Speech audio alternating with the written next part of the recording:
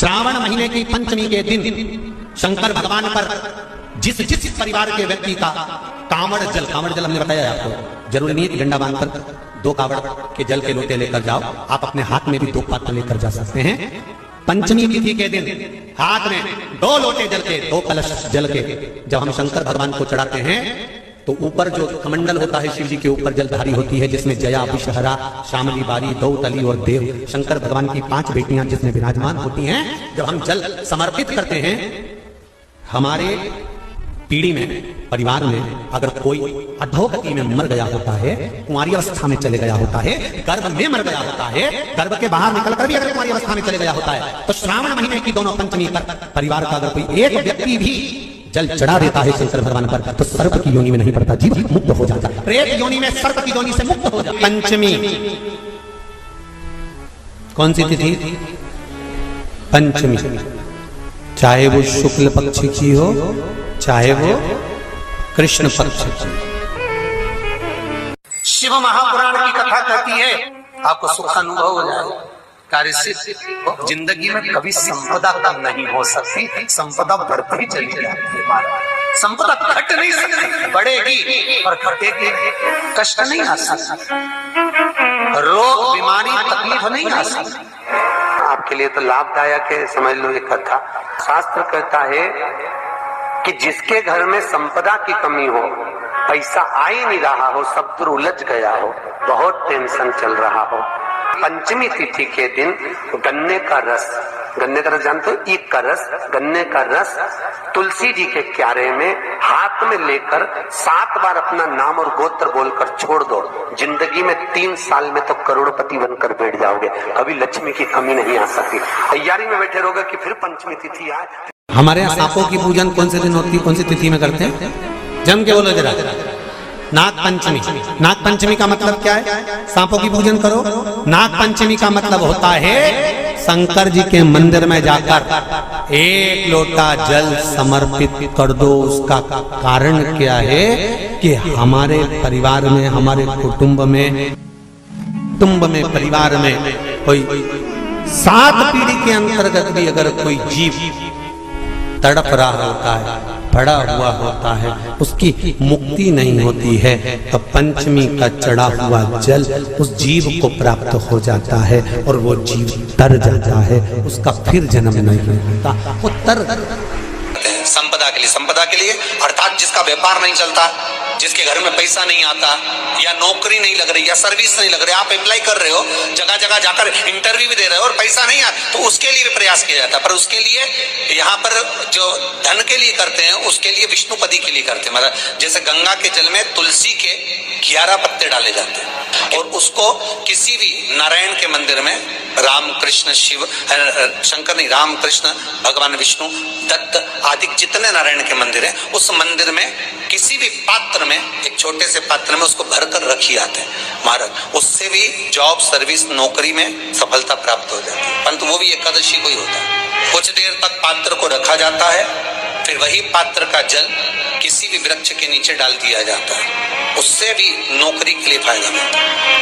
गंगा का जल को एकादशी और द्वादशी इन 3 तिथियों पर एक रोटी में थोड़ा सा मीठा रखकर सोमक पितृ का नाम लेकर यदि गाय को खिला दिया जाता है, तो अगर कोई पूर्वज प्रेत योनि में भी पड़ा हुआ होता है, भटक रहा होता है, जिसको पिंड नहीं मिला, जो अचानक मर गया होता है, अधोगति में चले गया होता है, उस जीव की मुक्ति दशमी, एकादशी और द्वादशी, ये 3 दिन सोमक पितृ का नाम लेकर रोटी में, पूड़ी में मीठा रखकर अगर गाय को खिला दिया जाता है, ये 3 दिन तक, तो वो पितृ कभी भटकते नहीं है, उनको मुक्ति प्राप्त हो जाती है, मोक्ष में। दशमी की रात्रि के 12 बजे घी का दिया हथेली में रखकर, दरवाजे के बाहर उस दिए को हथेली में रखकर चंद्र का दर्शन, रात्रि के 12 बजे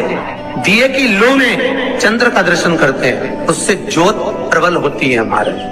या तो होगा वो नवमी की रात्रि 12 बजे या दशमी की रात्रि की 12 बजे चंद्र का दर्शन। दीप घी का हाथ में जलाकर नाम गोत्र अपना बोलकर नरसिंह भगवान का स्मरण कर कर ज्योति में चंद्र का स्मरण कर कर दर्शन किया जाता है। नेत्र कमजोर हो तो 3 या 4 दिन में ज्योतियों का क्रम बढ़ना प्रारंभ होता है। वैसे तो 15 दिन का लिखा है, पर शिव महापुराण कहती है 3-4 दिन का क्रम बहुत होता है, बढ़ता जाता है। केवल दशमी, चाहे उजाला की हो चाहे अंधेरे की। कौन से महादेव का नाम लेना है? श्रम्भेश्वर महादेव। तो जब कोई व्यक्ति चिड़चिड़ करता है, क्रोध करता है, गुस्सा करता है, तो महाराज शंकर भगवान का श्रम्भेश्वर महादेव का नाम लेकर 31 बेलपत्र, जिस व्यक्ति को क्रोध आता है उस व्यक्ति का स्मरण कर कर आखा चावल मतलब सेके चावल के साथ एक बेलपत्र 31 बेलपत्र कर कर शिव जी के शिवलिंग पर समर्पित करी जाती है, मात्र दशमी की तिथि के लिए। केवल दशमी, चाहे उजाला की हो चाहे अंधेरे की। कौन से महादेव का नाम लेना है? श्रम्भेश्वर महादेव, शिव जी का एक। छोटे छोटे बच्चे रहते हैं, कुछ बच्चों को माता जबरदस्ती के भोजन कराती है, खिलाती है, ठोकती, मारती, खिलाती है।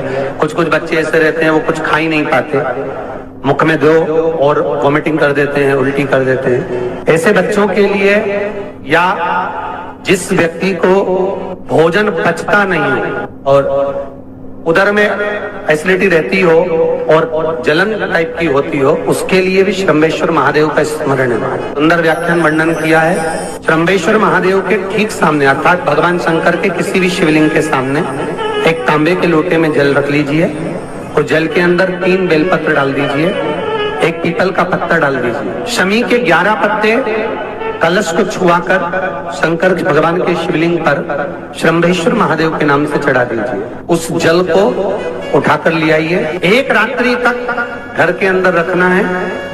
उस जल को श्रम्भेश्वर महादेव का नाम लेकर जिस व्यक्ति को एसिडिटी होती हो या उधर खराब रहता हो या भोजन नहीं पचता हो या पेट से जुड़ी हुई प्रॉब्लम हो या बच्चों को भोजन कराते हैं और वो वोमिटिंग कर देते हो, ऐसे बच्चे को या भोजन नहीं भा रहा हो ऐसे व्यक्ति को उस जल को सुबेरे दोपहर शाम 3 बार श्रम्भेश्वर महादेव का नाम लेकर आचमन कराना प्रारंभ कर दो, पिलाना चालू कर दीजिए।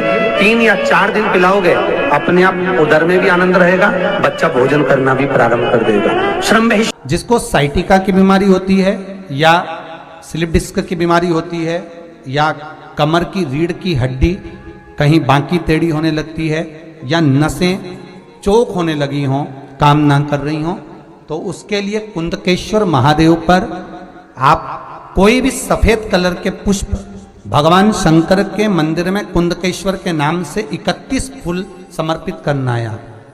31 पुष्प और कुंदकेश्वर के नाम से 31 पुष्प समर्पित कर कर बेलपत्री के पेड़ के नीचे की जड़ थोड़ा सा भाग निकालकर ऊपर से छीलकर अंदर का भाग शंकर कुंदकेश्वर को चढ़ाना है। उस जड़ को लाकर उसको पीसना है और पीसकर सुबह के समय पर 3 बार उसका कुंदकेश्वर का नाम लेकर सेवन करना है। जिसको साइटिका और जिसको रीढ़ की हड्डी, स्लिप डिस्क, जिसको प्रॉब्लम होती है उसको बाबा कुंदकेश्वर एक ऐसे महादेव हैं, क्योंकि भगवान शंकर के चरण पर पार्वती के द्वारा फेंका गया कुंद का प्रहार हुआ और उससे बाबा को चोट लगी, जिससे बाबा का नाम कुंदकेश्वर पड़ा।